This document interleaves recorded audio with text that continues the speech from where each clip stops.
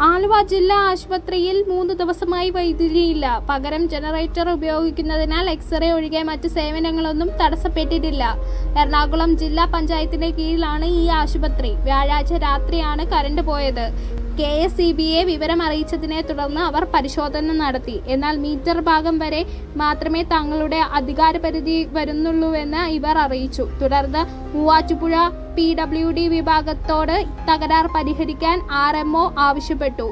എന്നാൽ അവർ പരിശോധിച്ച ശേഷം LSGD ഇലക്ട്രിക് വിങ് ആണ് ഇത് ചെയ്യേണ്ടതെന്ന് റിപ്പോർട്ട് നൽകിയിരിക്കുന്നത്. പ്രതിദിനം 1000-ലേറെ രോഗികളെത്തുന്ന പ്രധാന ആശുപത്രി കൂടിയാണിത്.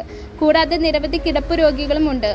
സർക്കാർ ആശുപത്രികളിലെ പോരായ്മകൾ അപ്പോൾ സർക്കാരിനെ അറിയിച്ച് പോംവഴി കണ്ടെത്താൻ നടപടി സ്വീകരിച്ചിട്ടുണ്ടെന്ന് ആരോഗ്യവകുപ്പ് അവകാശപ്പെടുമ്പോഴാണ് ഒരു പ്രധാന ആശുപത്രിയിലെ വൈദ്യുതി പ്രശ്നം 3 ദിവസമായിട്ടും പരിഹരിക്കാൻ കഴിയാത്തത്.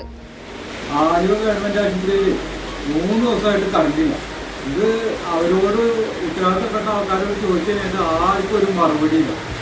ഇതിപ്പോൾ ആരോട് ചോദിക്കാൻ ഇവിടെ ആളുകൾ കിടന്ന് നെട്ടോട്ട് ഓടിക്കൊണ്ടിരിക്കുക. ഇത് രാവിലെ ചെന്നപ്പോഴും ഇത് തന്നെയാണ് അവസ്ഥ.